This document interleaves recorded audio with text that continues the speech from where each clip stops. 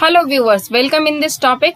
In this topic we will see that India के ऊपर great depression का कितना असर पड़ा। तो चलिए हम लोग देखते हैं। तो जैसा कि हम लोग को पता है कि ग्रेट डिप्रेशन का वर्ल्ड के ऊपर काफ़ी असर पड़ा था। तो चूंकि इंडिया भी उसी इकोनॉमी का एक पार्ट था, सब कुछ इंटीग्रेटेड हो चुका था, ग्लोबल इकोनॉमी बन चुका था, तो इंडिया के ऊपर भी काफ़ी असर पड़ा। अर्ली 20th सेंचुरी आते आते इंडिया भी ग्लोबल इकोनॉमी का एक पार्ट बन चुका था। जो ट्रेमर्स ऑफ क्राइसिस थे, क्राइसिस के जो ट्रेमर्स थे, वर्ल्ड के एक पार्ट से दूसरे पार्ट तक बहुत तेजी से फैले। इसने लाइफ्स को इफेक्ट किया, इकोनॉमी को इफेक्ट किया और साथ में इफेक्ट किया पूरे सोसाइटी को वर्ल्ड वाइड। 19th सेंचुरी में हम लोगों ने देखा था कि कॉलोनियल इंडिया जो है एक बहुत बड़ा एक्सपोर्टर कंट्री हो चुका था एग्रीकल्चर गुड्स का, और इम्पोर्टर था मैन्युफैक्चरर्स का। मतलब हम लोग फिनिश गुड्स जो है मंगाया करते थे और भेजा क्या करते थे, रॉ मटेरियल्स।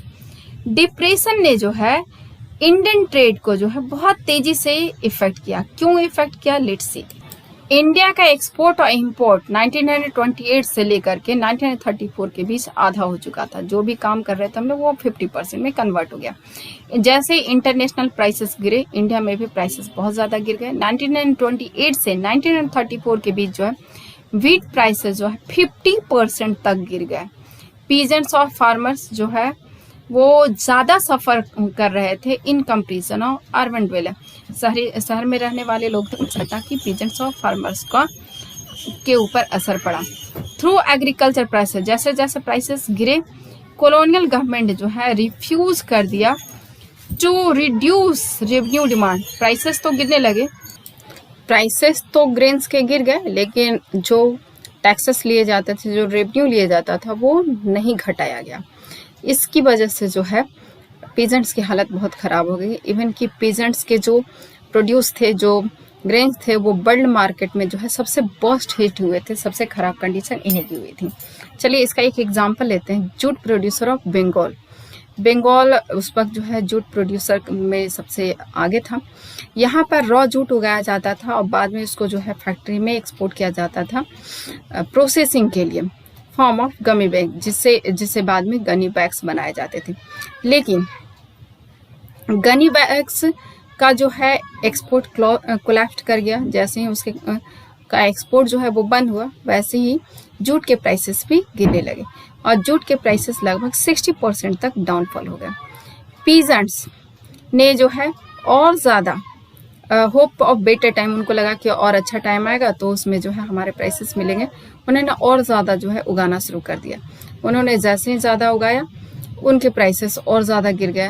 वो गिरते चले गए और ये जिन लोगों ने कर्ज लेकर के उगाया, उनके कर्ज भी दिन ब दिन बढ़ते चले गए।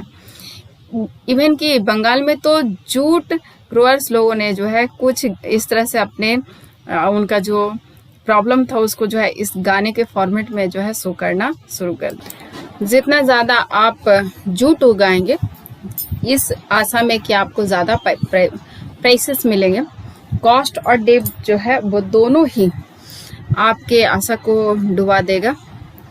जब आप जो है स्पेंड कर देंगे अपना पूरा पैसा, तो God the crop of the ground, फसल उगाने में ट्रेडर्स जो आएंगे आपके घर में बैठेंगे, आपको मात्र 5 रुपीज़ जो है पर माउंट दे करके जाएंगे। मतलब इतना ज़्यादा प्राइसेस गिर गए थे कि लोग इस तरह की कविताएं बना करके जो है अपनी बात को कहने लगे थे। अक्रॉस इंडिया पीजेंट्स जो है वो कर्ज में फंस चुके थे। पूरे इंडिया में सब लोग कर्ज में फंस चुके थे, स्पेशली पीजेंट्स।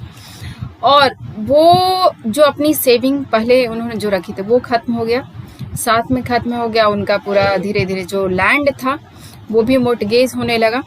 उनकी ज्वेलरी सारी बिक गई। जो प्रीशियस मेटल्स उन्होंने पहले से बचा के रखे थे वो भी डेली के एक्सपेंसेस में खत्म हो गए।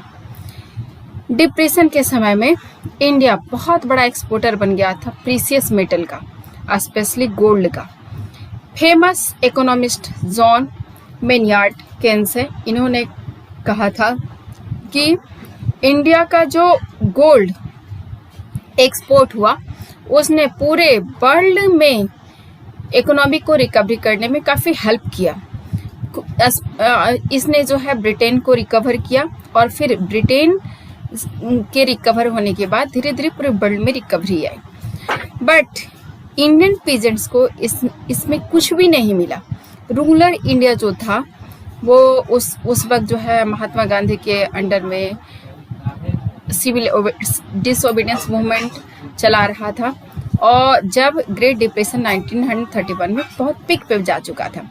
डिप्रेशन ने इससे डिप्रेशन का अर्बन इंडिया पे उतना ज़्यादा असर नहीं पड़ा क्योंकि जो प्राइसेस गिरे थे वो उसके गिरने की वजह से जिनके इनकम फिक्स थे उन लोगों को काफ़ी सुविधा हुई। जो टाउन डवेलर लोग थे, जो लैंड ओनर्स थे, उनको रेंट मिला करता था, या मिडिल क्लास जो था जिसको सैलरी था उसको भी ज़्यादा प्रॉब्लम नहीं हुआ। एवरीथिंग कॉस्ट लेस, सब कुछ का दाम घट चुका था, रेट प्राइस घट चुके थे। इंडस्ट्रियल इन्वेस्टमेंट, इधर इंडस्ट्रियल एरिया को भी जो है गवर्नमेंट ने टैरिफ प्रोटेक्शन दे दिया under the pressure of nationalist opinion. इस तरह से बहुत सारे लोग प्रोटेक्ट हो गए एक्सेप्ट द पीजेंट्स। जो रूरल एरिया के लोग थे उन लोगों को काफ़ी परेशानी हुई इस डिप्रेशन से। Thank you.